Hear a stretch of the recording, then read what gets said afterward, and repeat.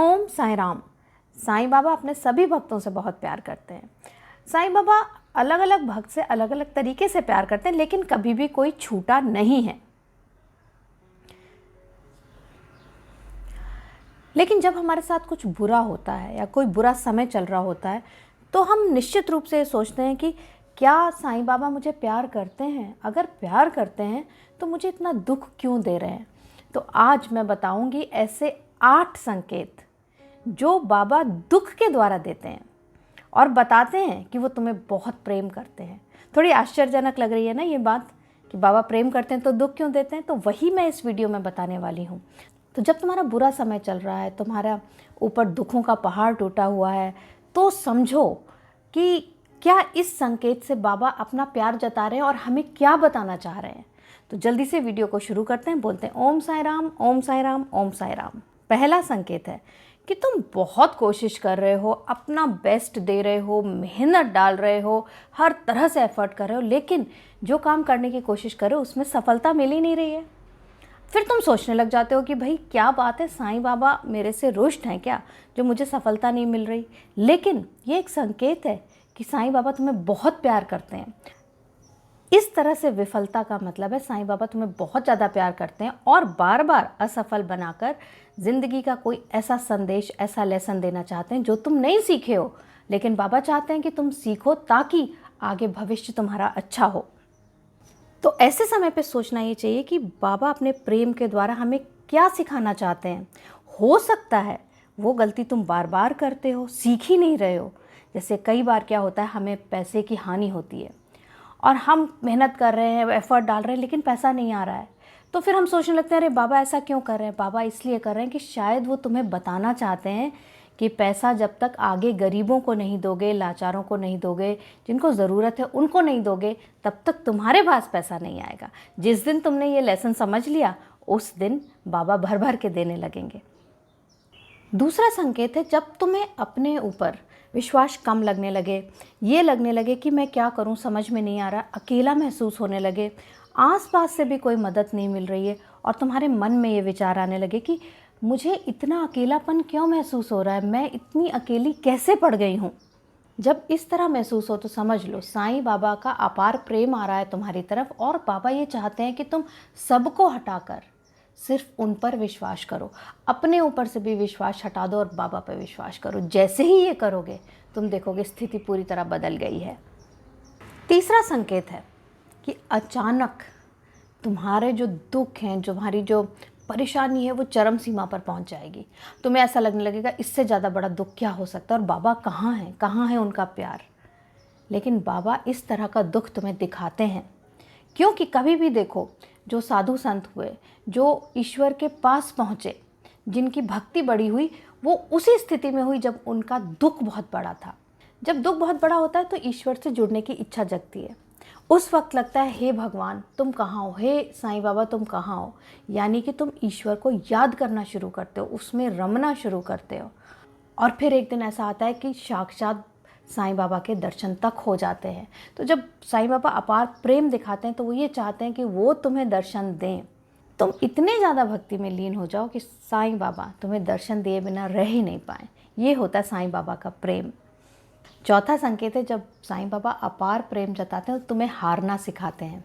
यानी कि जहाँ तुमने सोचा भी था कि तुम्हारी जीत होगी, उस स्थिति में भी तुम्हारी हार हो जाती है और फिर तुम एक बार फिर सोचते हो कि साईं बाबा कहाँ हैं, मेरे साथ क्यों नहीं है।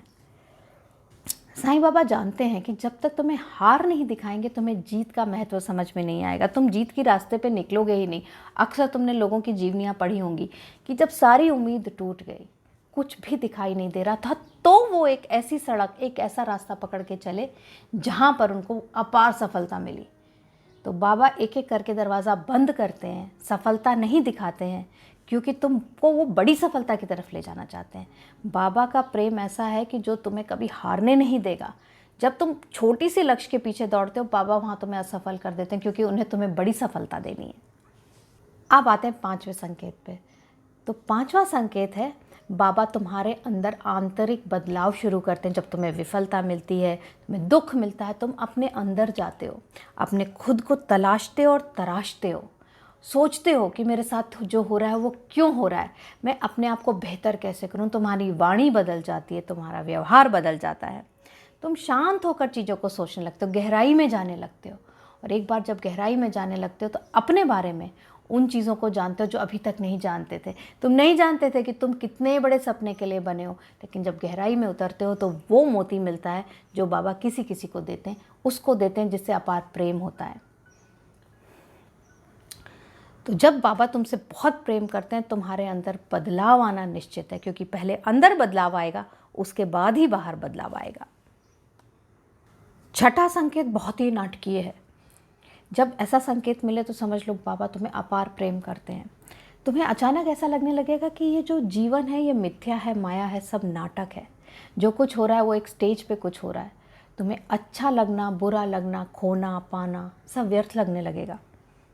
बाहर जो भी कुछ हो रहा है अंदर उसका असर नहीं पड़ेगा, अंदर तुम सिर्फ बाबा का नाम जपोगे।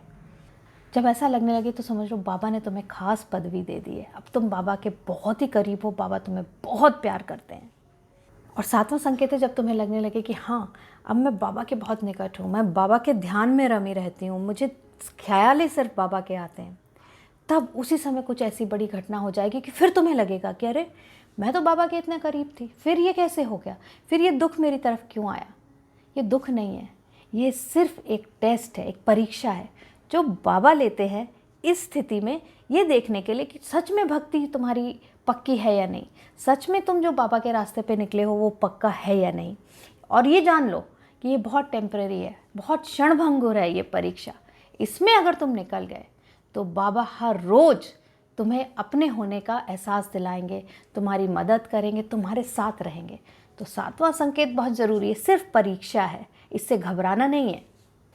अब आते हैं आठवें संकेत पे। जब तुमने सातों संकेत तक अपने आप को संभाले रखा, बाबा को अपने मन से निकलने नहीं दिया, इस बात को समझा कि ये बाबा के प्रेम की निशानियाँ हैं, तो आठवें संकेत के रूप में बाबा समक्ष तुम्हें दर्शन देते हैं।